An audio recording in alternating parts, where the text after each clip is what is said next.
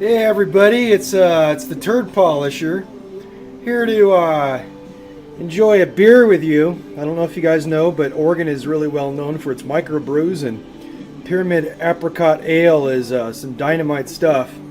Anyway, I thought I'd take a little bit of time and say hi to all of you guys out there and show you a little bit about my project I'm doing. What I'm doing now is I'm in the process of stripping down the vehicle. Now, there are many ways of doing strip down. You can use either aircraft remover, you can have it sandblasted, which is expensive, or you can do it like I do the old school way, which is what I'm going to use here for the job. First of all, is I'm going to take all the paint off the best I can with 80 grit, and then I'm going to chase it with 120 grit. And I kind of like the Diablo brand for two reasons. First of all, the pads really do hold up. And for those of you that know Pontiacs and the 400, it just so happens that it takes the 666 spark plugs. And the translation of Diablo, which is Spanish, to English is the devil. So why not make it appropriate? Anyway, thought I'd show you the project car. Here's Piper. Piper. Meet everybody. Everybody meet Piper. Anyway, as you can see, I'm started down.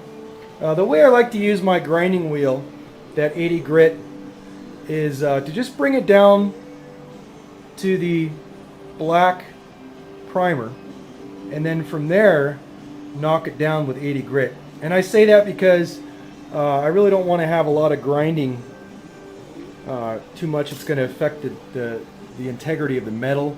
I know sometimes when you're using those grinding wheels, they have a real strong tendency of kind of gouging the metal and beating the heck out of it. So, well, I don't want to do that. So I'm going to just take it down to that. And then from there, I'm going to take it down with 80 sandpaper. And I showed you the 120 because the 120 is what you want to have it sanded to for the mechanical adhesion of your epoxy primer. But that might depend on the epoxy primer you're going to be using. I'm going to be using SPI epoxy primer in white. And the reason why I'm going to do white is for when I put on the slick sand over that and I sand it down, the white against the black in this slick sand, or maybe it's the other way around. I think slick sand is gray. Anyway, either way, you want to have contrasting colors so you can let you know when you're getting down too far. But anyway, that's the car. And I went ahead and just out of shits and giggles took a peek at what the paint would look like. That all feathered out well, but they put this paint on it that was kind of crappy, and it came off really easy, so I thought I'd hand buff it out. It looked pretty good, but you know, when you get back down into it, I noticed there's a lot of body work that was done on it. And that's another thing, is when you're grinding or taking the paint off, is if you come across some body work or some filler, don't take the filler off. And I say that because you can always sand that down with 180 and then skim coat it and make it a lot easier instead of having to lay that stuff on.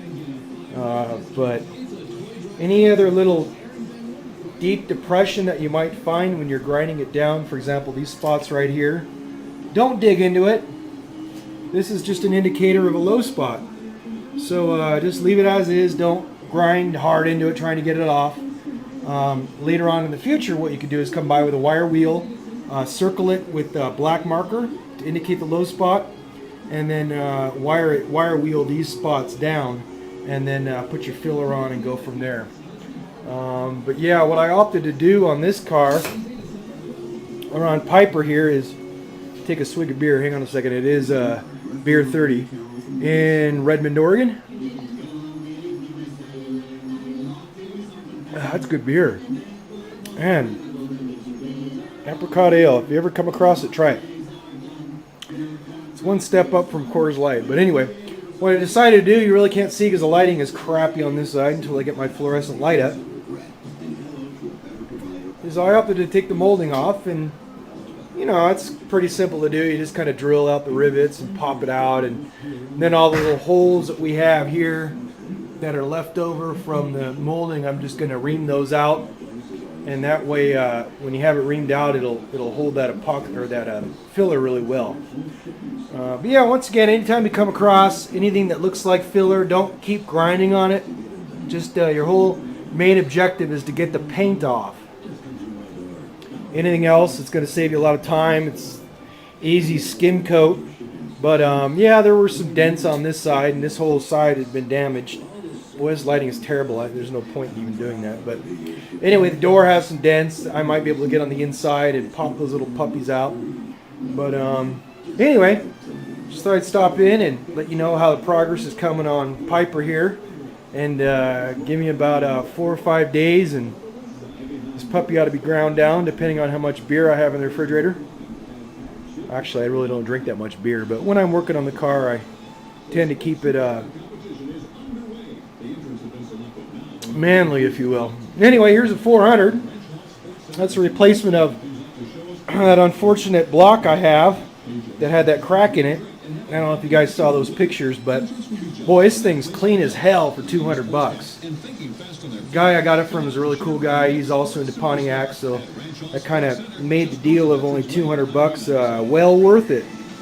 So I'm going to pop off the heads here, do some port polishing, or yeah, some porting on it, not polishing, just port it out. Gasket match it basically. But yeah, new fuel pump, water pump, or starter in the rear. And that carburetor is hella clean.